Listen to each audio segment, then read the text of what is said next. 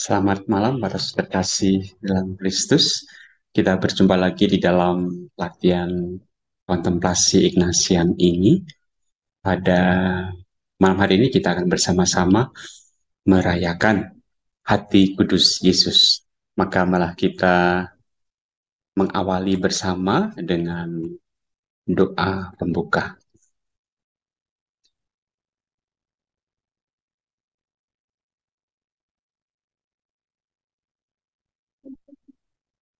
Dalam nama Bapa dan Putra dan Roh Kudus. Amin. Allah Bapa yang baik, kami bersyukur kepadamu atas kesempatan pada malam hari ini kami boleh berkumpul kembali bersama untuk melanjutkan latihan kontemplasi kami. Malam hari ini kami akan bersama-sama merenungkan hati kudus Yesus yang kami rayakan pada bulan ini. Kami mohon berkat-Mu agar kami pun semakin mampu untuk mencintai Yesus Kristus Putra-Mu dengan hatinya yang maha kudus yang menyelamatkan kami semuanya. Hindarilah kami dari segala halangan, hambatan agar kami bisa berlatih, berkontemplasi dengan baik. Semuanya ini kami mohon kepadamu dengan mengatakan Kristus Tuhan kami. Amin. Nah, pada saudara kasih dalam Kristus, malah kita bersama melihat sejenak video penjelasan mengenai hati kudus Yesus.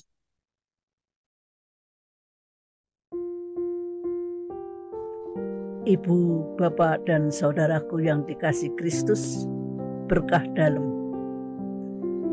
Pada hari ini kita akan bersama-sama mencermati tentang Hari Raya Hati Yesus yang Maha Kudus, devosi kepada hati kudus Yesus, dan misa votif Jumat pertama. Hari Jumat sesudah Hari Raya Tubuh dan Darah Kristus, Gereja merayakan sebagai Hari Raya Hati Yesus yang Maha Kudus. Berdasar atas perayaan ini, seluruh bulan Juni oleh gereja dipersembahkan kepada hati kudus Yesus. Dalam penghayatan kerohanian gereja, ada kaitan erat antara Hari Raya Hati Yesus yang Maha Kudus, devosi kepada hati kudus Yesus, dan misa votif Jumat pertama. Hati kerap digunakan sebagai simbol pusat kehidupan manusia, di mana ada emosi, cinta, hasrat, dan kehendak. Dengan merayakan hati Yesus yang Maha Kudus, kita mensyukuri keagungan cinta Tuhan yang mau memberikan seluruh hidupnya, bahkan mengorbankan nyawanya di kayu salib demi menyelamatkan manusia. Dari hatinya yang berkobar karena cinta, sekalipun terluka oleh dosa-dosa manusia, mengalirlah aliran hidup kekal bagi dunia. Devosi kepada hati kudus Yesus telah berkembang di kalangan umat beriman sejak abad pertengahan atau abad ke-7 dan semakin tersebar luas berkat penglihatan-penglihatan yang dialami Santa Margareta Maria Alacoque pada tahun 1647 sampai dengan 1690. Santa Margareta memperoleh wahyu pribadi dari Kristus yang menghendaki perayaan liturgis hati kudus Yesus dan praktek mempersembahkan silih terhadap dosa-dosa yang dilakukan terhadap sakramen Maha Kudus pada setiap Jumat pertama dalam setiap bulan. Adalah menjadi kerinduan Tuhan Yesus bahwa setiap hari Jumat pertama setiap bulan dikhususkan untuk devosi dan adorasi kepada hati kudus Yesus.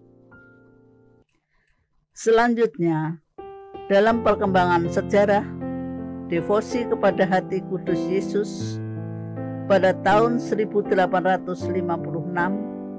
Paus Pius IX menetapkan Pesta Hati Kudus Yesus. Pada tahun 1928,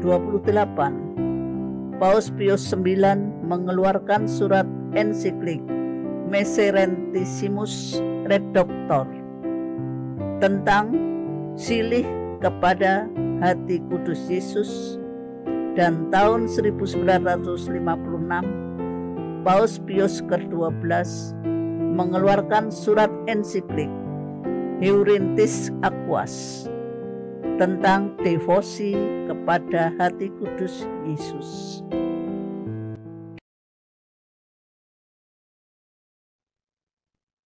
Itulah sejenak penjelasan mengenai sejarah hati kudus Yesus. Nah, sekarang malah kita masuki di dalam penjelasan mengenai kontemplasi kita. Kita akan mengambil dari Injil Matius bab 11 ayat 25 sampai 30. Pada waktu itu berkatalah Yesus, "Aku bersyukur kepadamu Bapa Tuhan langit dan bumi, karena semuanya itu kau sembunyikan bagi orang bijak dan orang pandai, tapi engkau nyatakan kepada orang kecil. Ya Bapa, itulah yang berkenan kepadamu. Semua telah diserahkan kepadaku oleh Bapakku, dan tidak seorang pun mengenal anak selain Bapa, dan tidak seorang pun mengenal Bapa selain anak dan orang yang kepadanya anak itu berkenan menyatakannya. Marilah kepadaku semua yang letih lesu dan berbeban berat, aku akan berikan kelegaan kepadamu. Pikulah kuk yang kupasang dan belajarlah padaku, karena aku lemah lembut dan rendah hati, dan jiwamu akan mendapatkan ketenangan. Sebab kuk yang kupasang itu enak dan bebanku pun ringan." Nah, sekarang kita lihat videonya.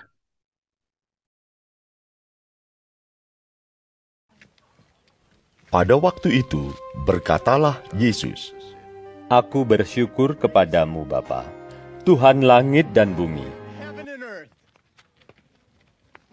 karena semuanya itu engkau sembunyikan bagi orang bijak dan orang pandai, tetapi engkau nyatakan kepada orang kecil.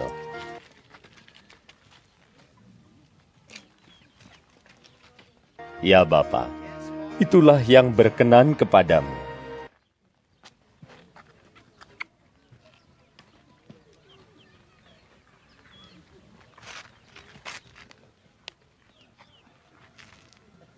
Semua telah diserahkan kepadaku oleh Bapakku, dan tidak seorang pun mengenal anak selain Bapa, dan tidak seorang pun mengenal Bapa selain anak, dan orang yang kepadanya anak itu berkenan menyatakannya.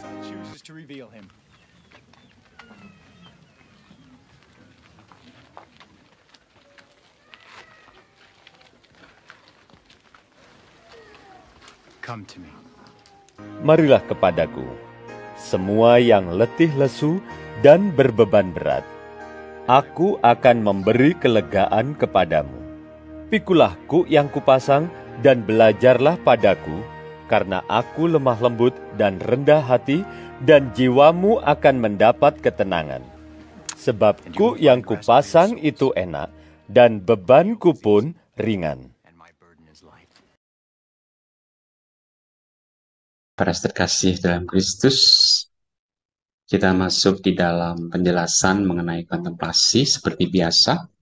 Kita akan memulai kontemplasi dengan doa persiapan, kemudian 3 pendahuluan, 3 pokok renungan, lalu percakapan dengan Yesus sendiri. Nah, pendahuluan yang pertama kita mengingat cerita yang kita kontemplasikan, yaitu ajakan Yesus Sang Juru Selamat untuk datang kepadanya. Lalu pendahuluan yang kedua, kita bayangkan tempat di dalam angan-angan kita imajinasikan Yesus yang mengajak kita untuk mengikutinya. Lalu dalam pendahuluan yang ketiga, langkah berikutnya kita mohon rahmat yang kita kendaki, yaitu mohon rahmat kepada Tuhan kita Yesus Kristus supaya kita mampu untuk mengikuti dan juga melaksanakan ajakan Yesus Sang Juru Selamat, dalam memikul kuk yang ada pada diri kita secara mendalam sehingga kita pun mendapatkan ketenangan jiwa.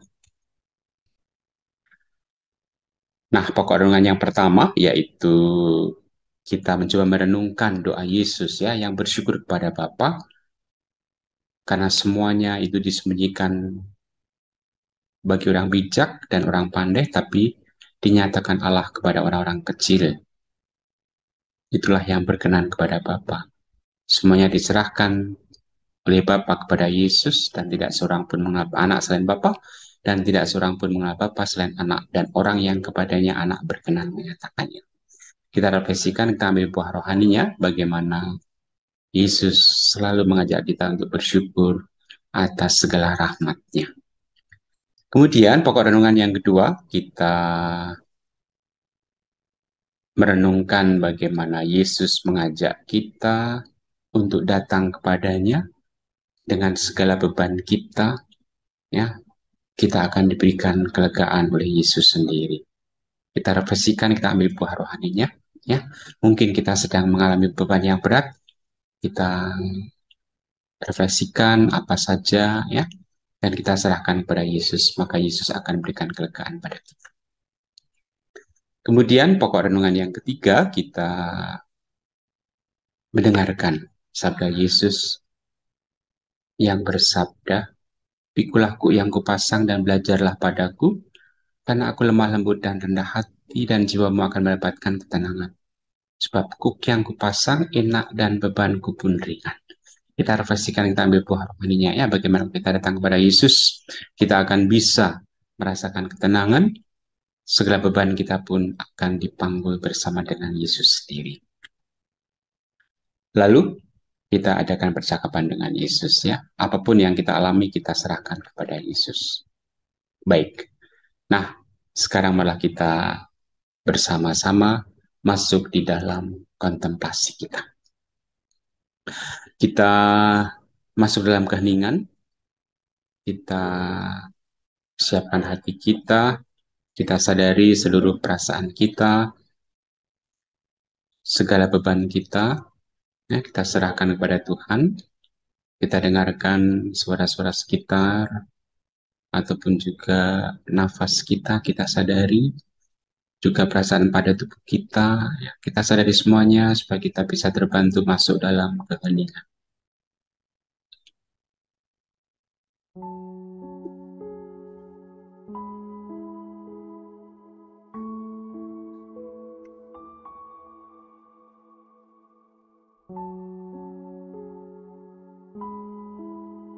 Ya Allah Tritunggal Maha Kudus yang berpantas disembah, Dia adalah aku yang bersujud di hadapan-Mu untuk menyatakan baktiku kepadamu Allah yang Maha.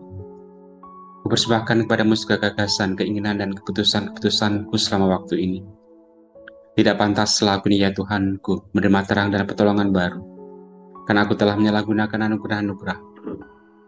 Tapi aku datang kepadamu menyerah bulat-bulat seperti kepada seorang ayah yang Maha Baik dan Maha Rahim. Dan demi jasa-jasa Yesus Kristus penebusku lewat Santa Peran Maria Bundaku, serta segala orang kudus pelindungku, aku mohon, sudilah Engkau menganugerahkan rahmat-Mu agar aku dapat mencari-Mu dengan sepenuh hati, dengan rendah hati dan sedia memberikan tanpa kecuali. Amin.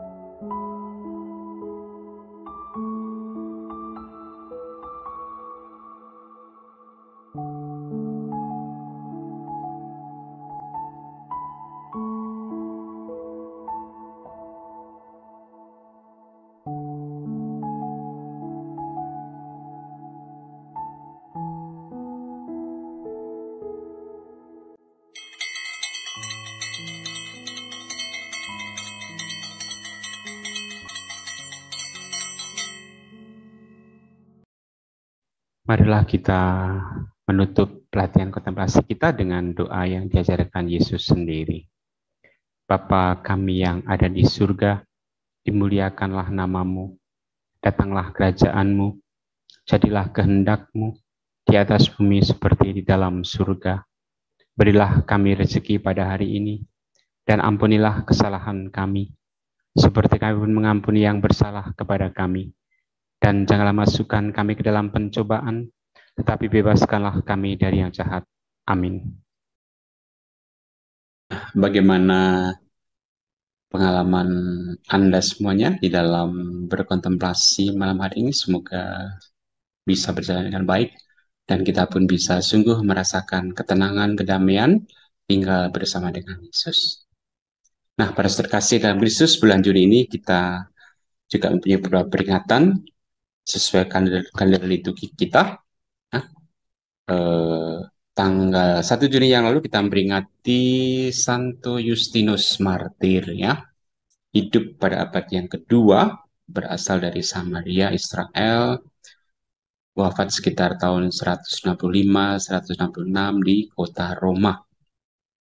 Santo Justinus adalah seorang apolog, ya. Apolog itu adalah pembela iman Kristiani, penafsir terpenting tentang teologi tentang sabda, ya. Kemudian tanggal 2 Juni kita memperingati Santo Marcellinus dan Santo Petrus Diakon. Santo Marcellinus hidup akhir abad yang kedua di Roma, Italia, wafat sekitar tahun 303 di kota Roma. Beliau adalah imam martir pada masa Kaisar Diocletianus. Lalu Santo Petrus Diakon hidup akhir abad kedua juga di Roma, sekitar tahun 303 juga di Roma, wafat sebagai martir. Beliau juga merupakan seorang eksorsis, ya, yang mengusir setan-setan, orang-orang yang kerasukan setan. Tanggal 3 Juni kita peringati Santo Carlos Wanga dan kawan-kawan, ini martir dari Uganda, ya, lahir 1865, wafat 3 Juni 1886, sebagai katekis dan martir yang dibunuh oleh raja. Kemudian tanggal 4 Juni kemarin kita merayakan, ya, Hari Raya Tritunggal Maha Kudus, ya, seminggu setelah Pentakosta. Itulah iman kita akan Allah Tritunggal, Allah Bapa, Allah Putra, dan Allah Roh Kudus. Satu Allah, tiga pribadi. Kemudian tanggal 5 Juni kemarin kita merayakan peringatan Santo Bonifacius, ya. Lahir di Inggris antara tahun 672-680, ya. Wafatnya 5 Juni 754 di Dokkum Friesland, ya, sekarang wilayah Belanda. Beliau adalah martir, pengkhotbah yang ulung, mempertobatkan banyak orang, mengganti patung-patung berhala, dan mendirikan gereja-gereja serta biara-biara, ya. Makamnya ada di Fulda, di Jerman Utara. Kemudian tanggal 6 Juni kemarin kita merayakan Santa Peran Maria Bunda Gereja, ya. Nah, Yesus memberikan Ibu Maria untuk kita semuanya supaya melindungi kita semuanya sebagai gereja, tapi juga melindungi kita masing-masing pribadi dan keluarga kita. Maka malah kita berlindung pada Bunda Maria, Bunda Gereja. Tanggal 8 Juni kita memperingati Santo Yakobus Bertu, ya, seorang Yesuit dari Prancis, ya, lahir 26 November 1838, wafatnya 8 Juni 1956 di Ambiatibe, Madagaskar. Seorang misionaris di Madagaskar melayani orang-orang buangan dari Prancis, lalu ditangkap para pemberontak dan menjadi martir. Kemudian tanggal 9 Juni kita memperingati Santo Yusuf de Anchieta. Ini juga seorang Yesuit, ya, lahir 19 Maret 1534 di San Cristobal, Laguna Tenerife, Kanari di Spanyol. Wafatnya 9 Juni 1597 di Biara Serikat Yesus di Reritiba Espiritu Santo, Brazil, ya. Beliau adalah provinsial di Brasil yang merupakan pendiri kota Sao Paulo, ya, tahun 1554, dan juga pendiri kota Rio de Janeiro tahun 1565, dan dinyatakan sebagai Bapak Sastra Brasil. Kemudian tanggal 11 Juni besok kita akan merayakan Hari Raya Tubuh dan Darah Kristus, ya. Setelah merayakan Hari Raya Allah Tritunggal, lalu kita merayakan Hari Raya Tubuh dan Darah Kristus agar kita pun semakin mampu untuk mencintai Ekaristi, ya. Tubuh dan darah Kristus yang kita santap setiap kali merayakan Ekaristi, itulah yang menguatkan kita semuanya. Kemudian tanggal 13 Juni kita memperingati Santo Antonius dari Padua, ya, seorang Fransiskan, ya, lahir di Lisboa, Portugal 1195, wafat 1231 di Padua, Italia. Seorang pengkhotbah yang ulung di Prancis, Italia, dan Sisilia, pengantara untuk menemukan barang-barang yang hilang. Nah, maka kalau barang kita hilang, kita bisa minta tolong Santo Antonius Padua supaya barang kita ketemu, ya. Kemudian tanggal 16 Juni inilah, ya, puncak perayaan hati Yesus yang Maha Kudus, ya. Kita diajak untuk menghormati hati Yesus yang Maha Kudus. Supaya apa? Supaya kita selamat, dan Yesus pun juga memberikan hatinya yang Maha Kudus, memberikan kepada kita janji-janji yang akan membuat kita selamat, terhindar dari segala macam godaan yang jahat, godaan setan, ya. Maka malah kita, ya, devosi kita kepada hati kudus kita tingkatkan, ya. Setiap Jumat pertama kita merayakan Ekaristi, menghormati hatinya yang Maha Kudus. Setiap hari kita diajak untuk berdoa, doa persembahan pagi, doa persembahan harian, ya, untuk mendoakan wujud Bapa Suci agar dunia semakin baik, ya, juga wujud gereja Indonesia. Maka itulah yang baik untuk kita lakukan setiap hari. Dan juga menghormati hati kudus Yesus, baik juga di rumah kita masing-masing kita pasang gambar hati Yesus yang Maha Kudus. Kemudian hari berikutnya tentu saja, ya, setelah memperingati merayakan Hari Raya Hati Yesus yang Maha Kudus, lalu kita diajak juga untuk memperingati Hari Raya Hati Tersuci Santa Peran Maria, ya, sehari setelah Hati Kudus Yesus. Selalu Bunda Maria pestanya itu sering, ya, ditempatkan satu hari setelah Hati Kudus Yesus. Maka juga setiap Jumat pertama kita menghormati hati Yesus yang Maha Kudus, lalu Sabtu pertama, itu Sabtu Imam, kita menghormati hati tersuci Santa Peran Maria. Bunda Maria yang tak bercela, pelindung kita semuanya. Kemudian tanggal 21 Juni kita memperingati Santo Aloysius Gonzaga, seorang Yesuit pelindung Serkat Yesus Provinsi Indonesia ini, ya. Lahir 9 Maret 1568 di Lombardia, Italia. Wafatnya 20 Juni 1591, ya. Wafat ketika masih frater teologan, ya, masih belajar filsafat dan teologi. Karyanya itu menolong dan merawat orang sakit. Pada waktu itu ada sakit pes, ya. Dia sangat terlibat untuk membantu orang-orang yang sakit pes, dan akhirnya dia sendiri terkena sakit pes dan wafat. Ya, itulah Santo Aloysius Gonzaga. Kita bisa mohon doa restu Santo Aloysius Gonzaga untuk segala kebutuhan kita, khususnya mereka yang masih belajar, mereka yang merawat orang-orang sakit, ya. Oke. Kemudian tanggal 24 Juni kita memperingati kelahiran Santo Yohanes Pembaptis, ya. Ya, kita tahu Yohanes Pembaptis itu datang untuk menyiapkan kedatangan Yesus, ya. Wafat sekitar tahun 31 sampai 36, ya, seperti dilaporkan dalam Injil. Ya, wafat di penggal kepalanya, ya, oleh Herodes, ya. Kemudian tanggal 28 Juni kita memperingati Santo Irenaeus yang lahir tahun 130 di Yerusalem, wafatnya sekitar tahun 202. Karyanya adalah membela ajaran gereja, melawan sinkretisme dan juga gnosisisme. Ya, jadi melawan ajaran-ajaran sesat. Lalu tanggal 29 Juni ini pesta yang besar juga ya. Kita merayakan Santo Petrus dan Santo Paulus Rasul ya. Dua rasul hebat yang menjadi peletak dasar gereja kita. Santo Petrus berasal dari Galilea, wafat sekitar tahun 67 sebagai pemimpin para rasul dan juga paus pertama.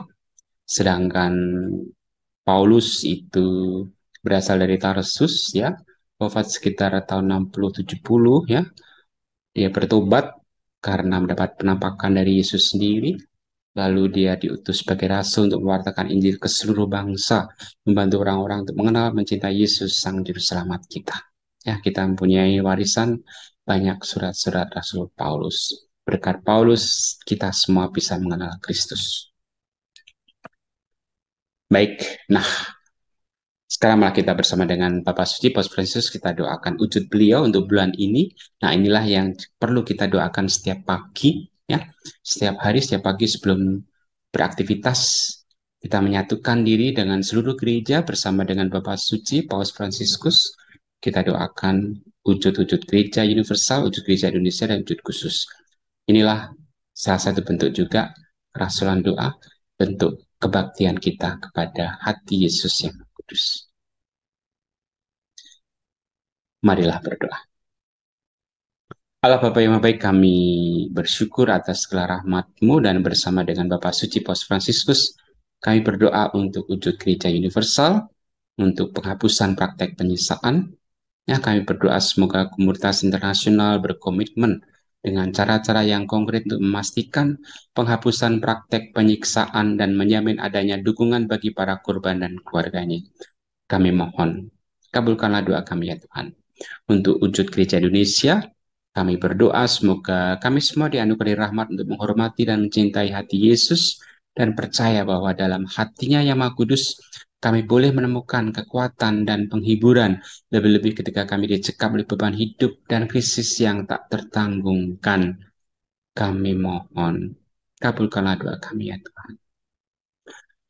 Untuk wujud khusus kami berdoa semoga hati Yesus yang Maha Kudus menguatkan hati seluruh umat sehingga sinodalitas berpadu dengan cinta Yesus, berjalan bersama dengan Yesus sendiri dengan hatinya yang Maha Kudus. Kami mohon, kabulkanlah doa kami. Kami juga berdoa untuk keluarga kami masing-masing, untuk tugas perutusan kami, pelayanan kami, kiranya berkat melimpah bagi kami semua. Kau beri rahmat kesehatan, Kau beri rahmat sukacita untuk selalu bisa mewartakan Yesus Sang Juru Selamat melalui pekerjaan kami, tugas kami, pelayanan kami sehari-hari. Kami mohon, kabulkanlah doa kami. Kita ini sejenak kita sampaikan doa-doa pribadi kita.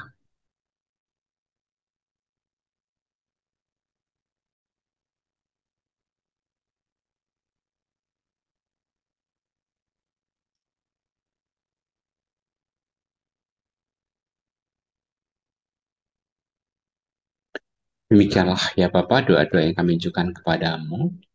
Kini kami juga akan mengakhiri latihan kontemplasi Ignatian ini. Kiranya berkat-Mu tetap berlimpah selalu menyertai kami, menuntun kami, sehingga kami pun bisa setia kepadamu demi Kristus Tuhan dan pengantara kami. Baik, malah sekarang kita mohon berkat Tuhan.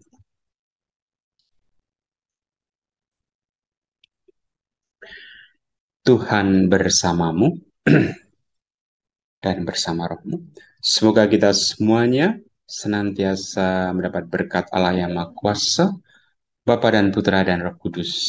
Amin. Nah, para saudara kasih dalam Kristus, malah kita melanjutkan aktivitas kita di dalam damai Tuhan bersama dengan di hati Yesus yang Maha Kudus, sehingga kita selalu juga bisa menguduskan dunia melalui tugas-tugas karya pelayanan kita.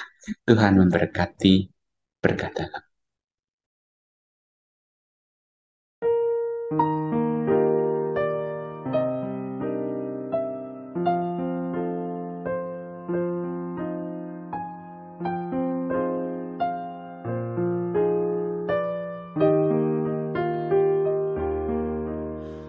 Sacred heart, O love divine, do keep us near to Thee, and make our love so like to Thine, that we may wholly be. Heart of Jesus dear, O heart of love divine,